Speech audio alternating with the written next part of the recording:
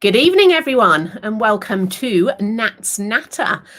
So I have been interviewing recently women in business because I really believe that women supporting women is what it's all about. Empowering each other, celebrating people's success, and really just supporting one another. And it's amazing what you can achieve.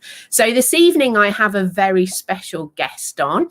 If you are one of my team in Forever, you will know as part of our global rally event, you had some amazing, beautiful little chocolates in the post, and they came from this lady that we're going to speak to next. Now, I live in a tiny, tiny little village in Oxfordshire, and Annabel lives in the same little village, and I got to know her on our little village community Facebook group and what she did.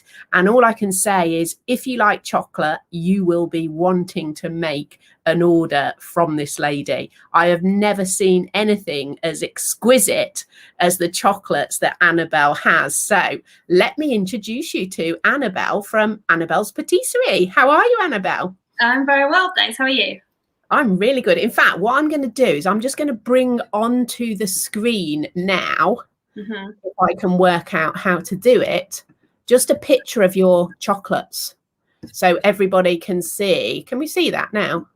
I can see that. Looks very... You can see that? Perfect. Yeah, right. Because I've never seen... Oh, they've gone. Hang on, let me do it again. What have I done there now? Stop sharing screen. Share screen again. Bear with me, everybody. We're having a little technical hitch.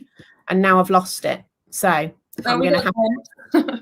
Huh? It's disappeared. I saw it very, very quickly. I will find it again anyway and put it in the comments because your chocolates are just absolutely incredible. They're like a piece of art. Thank you. I will find it while we're talking, but really, really incredible. I've never seen anything like them before. So tell me, Annabel, a little bit about yourself and how you came to being what I would call an artist with chocolate. Well, thank you. So I am 27 now. I trained as a pastry chef when I was 18 in London. I went to Le Cordon Bleu and did a patisserie course, which was a year long and incredible, taught by some amazing French chefs. And I went from there, really. I got some jobs in restaurants as a pastry chef. I don't know, a lot of people assume a pastry chef is someone who only makes pastry. It's actually, well, that's what I thought it was, actually. Yeah, I think that's a common assumption, but it's like the person on the sweet section. So if you go to a restaurant and you order desserts, it's going to be the pastry chef making them, or the petit fours, or yeah, there you go. There you go. You can see the beautiful artwork there. So they're not just any chocolates. It's not like getting a piece of dairy milk, is it? Not quite, no. Well, I'd hope not. But yeah, so I just built from there, really. I never actually went in with a plan of starting my own business. It's just happened over the years. I've done about 10 years now, 9 years in hospitality, and found it enjoyable but hard work. You know, you work every holiday and weekend, and well, it's very unsociable hours, isn't it? It is. It's only when I started this business I actually got to have a Christmas day off, for example. So and you had actually started Annabel's Pattisserie before the pandemic, hadn't you? Yeah, so just about 4 months before the first lockdown. And what made you decide to get started with your own business in the end? So it was a bit of a sad story in that I had been working away, traveling for a year in New Zealand. I came back about the spring of 2019. I moved in with my mum and stepdad, who had just bought this house here in Mornington, where you are. And we had one evening in September. I sat with my mum and stepdad. We were drinking wine. It was really nice summer that year. And I was complaining to them, saying, so hard, I'm so tired, I don't know how long I can do this. And my stepdad was saying, Annabel, you've got such a good skill, like you don't need to be working all these hours for such crap money, like you can do better than this. He was like, you have to start your own business. And I remember just thinking, oh, sounds great, but I don't know if I'll ever do that. And sadly, he went off to work the next day and was killed in a motorbike accident. And Oh my word. yeah, and obviously that was a huge shock for me and my family, not expecting that. And it just made me think life is too short. He had been talking the night before about wanting to retire, and he didn't want to go to work. He was like, he was 65. He was feeling done with it as well. My mum and I were saying we should have just told him, like, don't do it. Just retire now. You don't have to. And it just made me think you can. And he told you what your skill was, and you thought, Yeah. you know what, I need to run with this. That's given me real goosebumps, because sometimes, you know, it is a time like that where, you know, people do totally reevaluate. It really is. Because I did go back to work the week after, and I just remember thinking, I've lost the passion here, like just the hours, and you know, you're always working for someone else. Like, I was never given the real credit, I thought, for what I was doing. I just wanted to be in control. So you set up your own business, and I guess your stepdad is looking down at you now thinking, I'm so proud of you and what you've done, because it's just gone from something small to something that is really quite huge from what you've been telling me. Orders coming out of your ears. So talk to us a little bit about how you started, because I know social media was key for you. So lots of people that will be listening that, you know, maybe looking to start their own business online. So what would you say, where did you start? How did you do this? So I literally just started, I thought of a name. I struggled with that. So I'd say my name now is not the most imaginative, but you know, it does the job. But it's you. Yeah, exactly. It does what it says on the tin. So I set up an Instagram and Facebook page for it. I didn't have a website at this point. And I already had a sort of catalogue of some of the things I'd been making at work. So I just got some pictures up.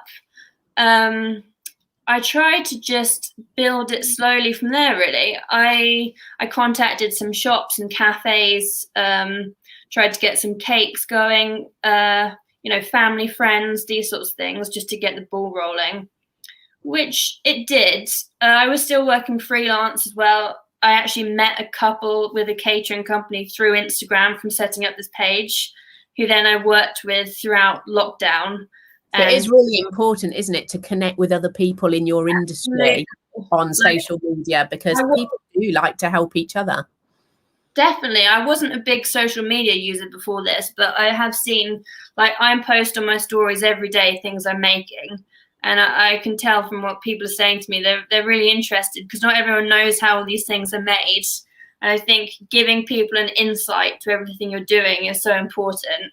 Well, maybe we should do that right now. Let me put this back on the screen and just share with us how you would go about making those beautiful, colourful chocolates. Wow. So it's a long old process. These little round ones on the top left, these are called bonbons. And I make them in a mold, basically. So it's a mold, it's a tray with like cavities in. And I have to spend a long time polishing it first with pure alcohol to get the shine on it. And then I colour it with cocoa butter, which you have to take through a process of tempering, which you may have heard people do with chocolate as well.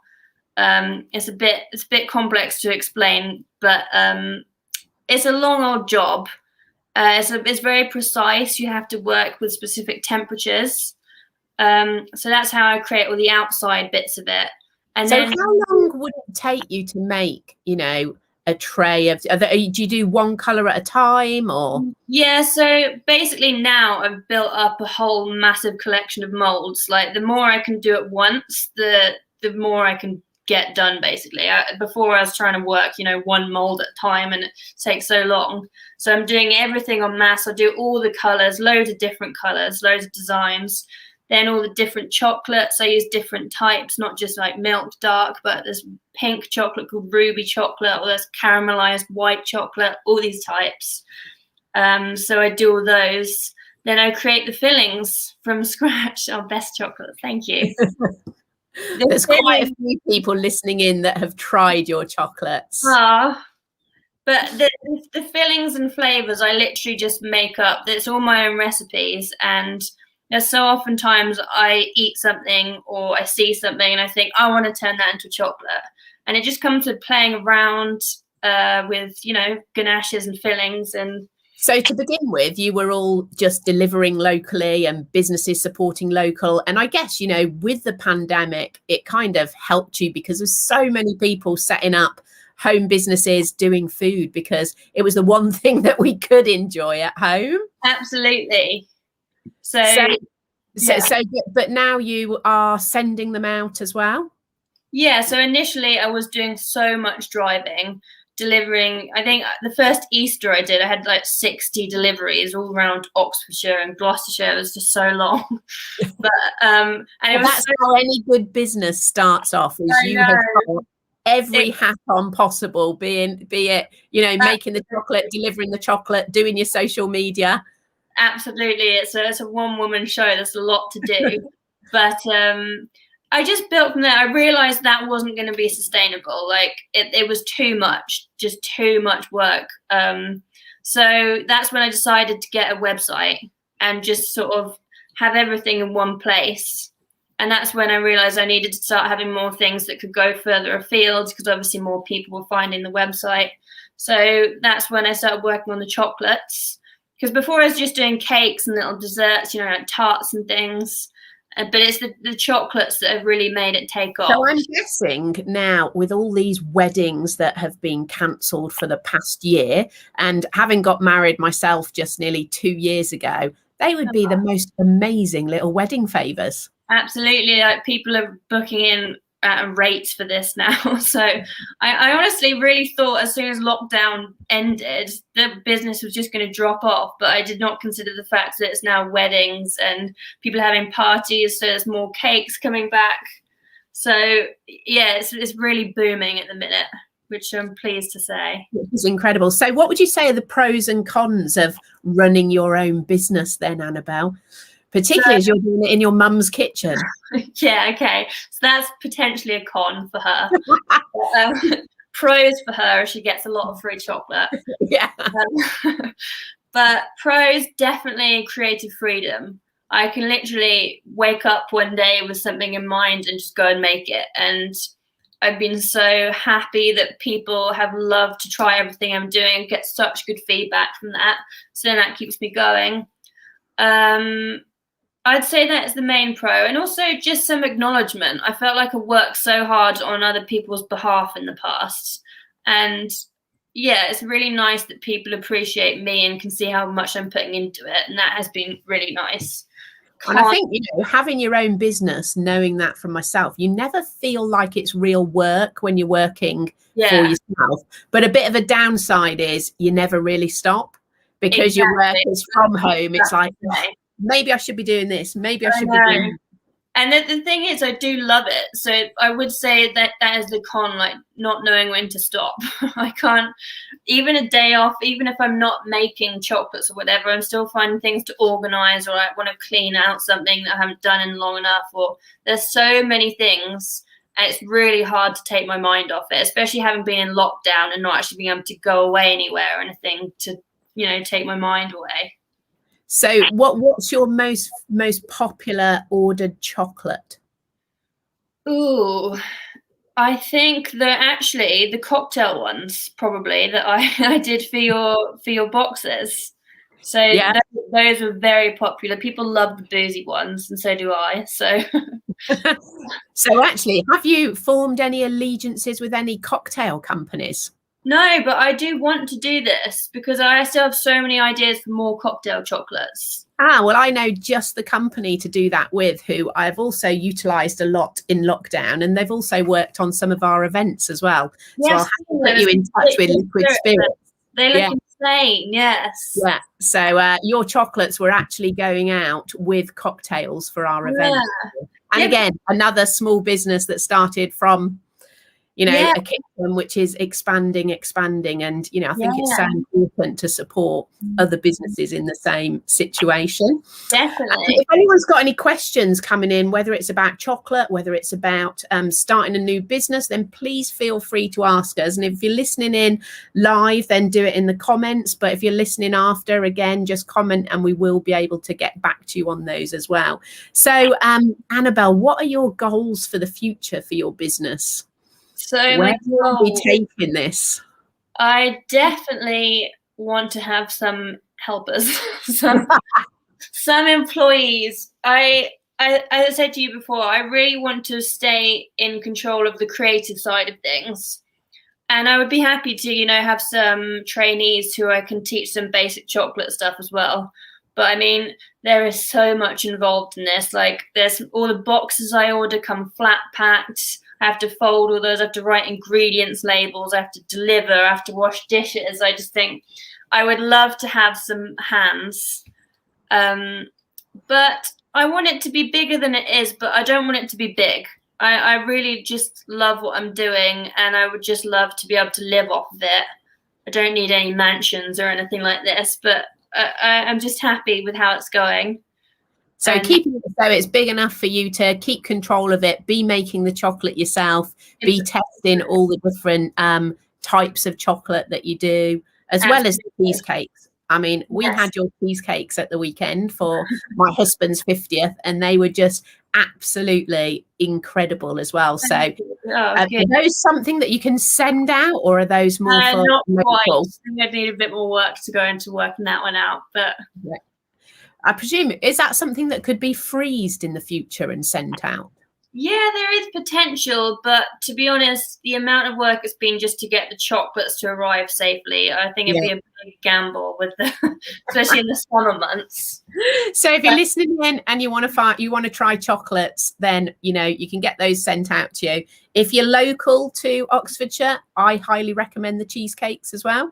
So you could get onto Annabel's website and order some that way. And yeah, you know, follow Annabel on Instagram as well. And you've got a competition on there as well, haven't you, at the moment? On Instagram, Annabel? Yeah, so my latest post, you can comment with a flavour you think your dad would love in a bonbon, which is those little chocolates, for Father's Day. And I'm going to pick 3 of the top. They're going to be my 3 favourite comments, but I'll make them into chocolates, and then those 3 people will get those in a box. And they can either eat them themselves or give them to their dad. So yeah, I definitely recommend you do that for people listening in. So go on to Instagram and follow Annabel at Annabel's Pattisserie, and find her competition, and comment with what your favorite chocolate would be. Has anyone asked for a really obscure flavored chocolate from you? Not really obscure, to be honest. There's some things, like, I have seen a lot in these comments, people's dads apparently like licorice, and I know, I'm like, do I make that? And there's so many people that hate that. I have to weigh up, is it actually going to sell, or am I going to exclude people with this? Well, I won't give you the challenge of putting aloe vera into chocolate, because that does have a challenging taste, and maybe it'd go better with chocolate. Maybe it could, yes, yeah. You're putting the goodness in, and you know the chocolate. Well, maybe I can disguise the flavour. Yeah, absolutely. So you might be able to help us out there a little bit, which they are doing. You know, our aloe vera now, you can get it mango flavored, you can get berry flavored, you can get peach flavored. For me, it's the au naturel that I prefer the most, but you can tell there's demand there because they are asking for different flavors as well. Yeah, I've been drinking it for a long time now, Annabel. 15 years, and I can taste it, I can stomach it, and it's all right for me. So thank you ever so much for joining me tonight, Annabel. And I'll look forward to my next order of chocolates, and I can't wait to see where your business goes and how it grows, because it's absolutely amazing. And like I say, I've never seen such beautiful chocolates that taste great as well as yours. So huge well done for that. Well, And thank you so much for having me on here, and for all of your support. Buying all those 300 boxes as well has got me a lot of followers and customers. So well, we like to keep you busy, and I know a lot of those people are listening in tonight and will be following you if they're not already, I'm sure. So because they did go down very, very well. 300 very happy team members from me enjoying your chocolate at our global rally event, which was amazing to see. Thank you. So thanks very much, and thanks everyone for has joined us this evening. I'll look forward to seeing you again next week. Good night.